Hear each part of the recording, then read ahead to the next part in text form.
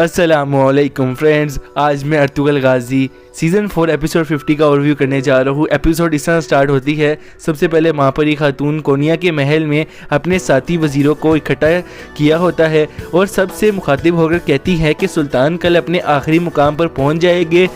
हम सब इसी दिन का इंतज़ार कर रहे थे। अब मैं आप सब से कुरान करीम की कसम लेना चाहती हूँ कि आप शहज़ादे ग़ियासुद्दीन के साथ इत्तेहाद कर लेंगे और इसे सल्जूक सल्तनत का सुल्तान बनाएंगे। इसके बाद सब कुरान पाक पर हाथ रखकर शहज़ादे ग़ियासुद्दीन का साथ देने की कसम खाते हैं। दोस्तों, दूसरी तरफ काई कबीले में सब टाइटन के खिलाफ नारे लगा रहे थे और सब गुस्से में थे, जबकि सिपाही इन सब को काबू कर रहे थे। इतने में तुर्गुत और बमसी भी बाहर आ जाते हैं। तुर्गुत कहता है कि हिसाब चुकाने का टाइम आ गया है। टाइटन आगे से कहते हैं कि अगर तुम सोच रहे हो कि मैं तुमसे भीख मांगूंगा तो तुम गलत हो। मैं एंजेलोस की तरह बुज़दिल नहीं हूँ और ना आरिस की तरह गद्दार हूँ। ये सुनकर बमसी कहता है कि इससे कोई फ़र्क नहीं पड़ता कि तुम भीख मांगो या नहीं। हमने दूसरे गद्दारों का सर बेल्जिक के गवर्नर के पास भेज दिया है और अब तुम्हारा सर भी हम नकिया के शहंशाह को भेज देंगे। टाइटन कहता है कि तुम सब मारे जाओगे जैसा कि मैंने समसा एल्ब को मारा था। मुझे अभी भी वो लम्हा याद है जब वो मेरे सामने तड़प रहा था। मैंने खुशी से इसे ज़िबा किया था। वो मेरी आंखों के सामने मौत के लिए तड़प रहा था। ये सुनते ही तुर्गुत को गुस्सा आ जाता है और तुर्गुत अपने कुल्हारे के एक वार से ही टाइटन को ढेर कर देते हैं। टाइटन का सर 2 हिस्सों में तकसीम हो जाता है। ये देखते ही लोग अल्लाहू अकबर के नारे लगाना शुरू कर देते हैं। इस तरह टाइटन का खात्मा हो जाता है। रात का वक्त हो जाता है। सुल्तान के खेमे में खाना शुरू हो गया था।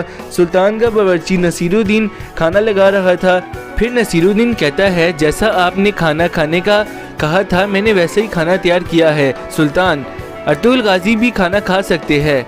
सुल्तान कहते हैं, शुक्रिया नसीरुद्दीन अली। फिर सुल्तान खाना खाना शुरू हो जाते हैं। कुछ देर बाद सुल्तान नसीरुद्दीन को कहते हैं कि तुम यहाँ पर क्यों खड़े हो। ये सुनकर नसीरुद्दीन खेमे से बाहर निकल जाता है। इसके बाद सुल्तान कहते हैं, मैंने हुक्म दे दिया है कि सादुद्दीन कोपे को गिरफ्तार करके महल में लाया जाए। इस गद्दारी में और कौन हिस्सेदार है? अर्तुगल साहब, क्या आपको कुछ इल्म है? तो अर्तुगल गाजी आगे से जवाब में कहते हैं कि मुझे अल्तुनबा और उसके करीबी साथियों पर शक है। सुल्तान ने आगे से कहा कि जब मैंने महापरी खातून को कहा कि मैं शहजादे अरसलान को अपना जानशीन बनाना चाहता हूँ तो वो खामोश रही, लेकिन इसके फ़ौरन बाद उसने सादुद्दीन कोपे को माफ़ करने की दरख्वास्त कर दी। मुझे शक है महापरी खातून भी इस गद्दारी में शरीक है। अर्तुगल साहब आप सुबह जाए और अरसलान और मलके आलिया को लेकर महल में आए। मुझे लगता है उनकी जान खतरे में है। मुझे आप पर इत्मीनान है अर्तुगल साहब। मैं वापस जाऊंगा और सब गद्दारों को ख़त्म कर दूंगा, लेकिन मैं फ़िक्रमंद हूँ कि मेरा बेटा ग़ियासुद्दीन भी इस गद्दारी में शरीक ना हो। दोस्तों, इसके बाद जवाब में अर्तुगल गाजी कहते हैं कि ग़ियासुद्दीन बहुत कम उम्र है सुल्तान, मुझे नहीं लगता कि वो इस गद्दारी का हिस्सा होगा। फिर सुल्तान अजीज़ को अंदर बुलाकर कहते हैं कि शहज़ादे ग़ियासुद्दीन को मेरे पास बुला कर लाओ। दूसरी तरफ काई कबीले का सीन आ जाता है। रात का खाना जारी होता है। सब इकट्ठे बैठे होते हैं और बहुत खुशी से आपस में जश्न कर रहे होते हैं क्योंकि इनसे एक मुसीबत दूर हो जाती है। दूसरी तरफ सुल्तान की तबीयत कुछ ख़राब होने लग जाती है। अर्तुगल गाजी पूछते हैं कि आप ठीक है सुल्तान? सुल्तान कहते हैं, हाँ मैं ठीक हूँ। मैं अपने आप को सोचने से रोक नहीं रहा कि क्या ग़ियासुद्दीन भी गद्दारों के साथ मिला हुआ है। फिर सुल्तान घबरा कर खड़े हो जाते हैं। इतने में उनकी तबीयत और ख़राब हो जाती है और वो गिर जाते हैं। अर्तुगल गाजी अजीज़ को कहते हैं कि फ़ौरन हकीम साहब को बुलाओ। फिर सुल्तान कहते हैं कि अगर मुझे कुछ हो गया तो शहज़ादे अरसलान का ख्याल रखना। थोड़ी देर बाद ग़ियासुद्दीन भी वहाँ पहुँच जाता है और सुल्तान को इस हालत में देखकर परेशान हो जाता है। इतने में सुल्तान के मुँह से झाग निकलने लग जाती है। इसमें हकीम भी आ जाते हैं और सुल्तान को चेकअप करना शुरू कर देते हैं।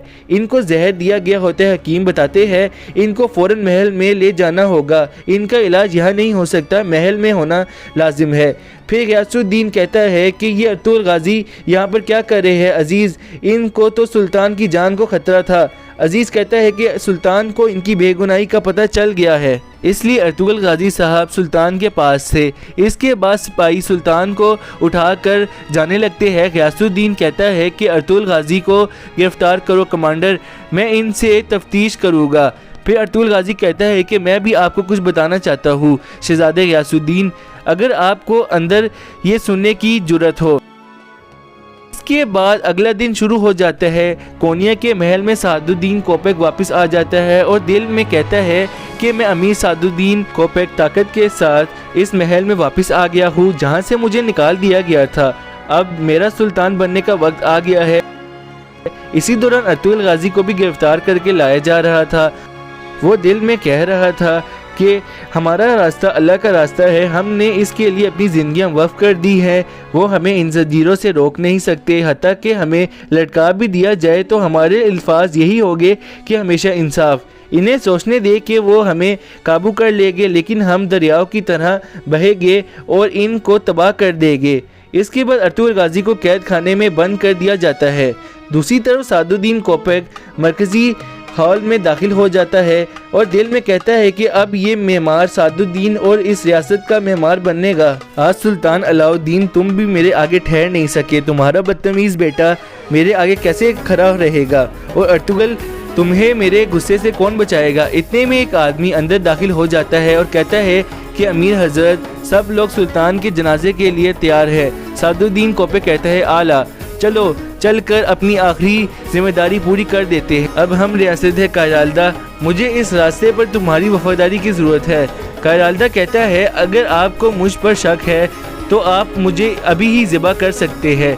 एक मर्तबा मैं अपने ही भाई का सर लाया था आपके लिए, अगर आप कहे तो मैं अपने आप को भी कुर्बान कर दूँ। सादुद्दीन कोपेक आगे से भी सादुद्दीन कोपेक कहते हैं मुझे तुम पर बिल्कुल यकीन है कायरालदा। दोस्तों सादुद्दीन कोपेक कायरालदा को कहते हैं चलो चलते हैं, सुल्तान और इसके वक्त को हम ज़मीन में दफन कर देते हैं, फिर हमारा वक्त शुरू हो जाएगा। इसके बाद दोस्तों नेक्स्ट सीन काई कबीले का आता है। यहाँ पर गुंदूज मरकज़ी खेमे के अंदर खड़े होते हैं, अपनी तलवार के साथ खेल रहे होते हैं, वो अपनी तलवार की प्रैक्टिस कर रहे होते हैं। पीछे से एक आदमी मरकज़ी खेमे के अंदर दाखिल हो जाता है। गुंदूस उससे पूछता है कि तुम कौन हो सिपाही, तुम्हारा नाम क्या है। सुंगुर्तगीन आगे से कहते हैं कि माशाल्लाह तुम अपने बाबा की तरह बहादुर हो गुंदूस। गुंदूस फिर आगे से जवाब में कहते हैं मैंने तुम्हें कभी नहीं देखा, तुम्हारा नाम क्या है। फिर सुंगुर्तगीन अपना नाम बताते हैं तो गुंदूस उसके गले लग जाता है। फिर वो दोनों हाइमा खातून वाले खेमे में पहुंच जाते हैं। दोस्तों खेमे में दाखिल होते ही हाइमा खातून और हलीमा सुल्तान सुंगुर्तगीन को देखकर बहुत ज़्यादा खुश हो जाती है और हैरान हो जाते हैं। खुशी से इनकी आंखों से आंसू निकलना शुरू हो जाते हैं।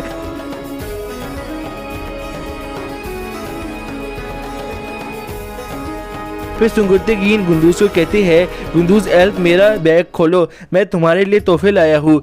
हलीमा कहती है कि भाई आप बहुत थक चुके हैं, चल कर आराम कर ले, मैं आपके हाथ धुलवा देती हूँ। फिर हाइमा खातून पूछती है कि गुंदुगदू और धुंदार कहाँ है, क्या वो भी रास्ते में है। सुंगुर्तगीन आगे से जवाब में कहते हैं कि वो सुल्तान के नए मिशन की वजह से कबीले में रुक गए हैं।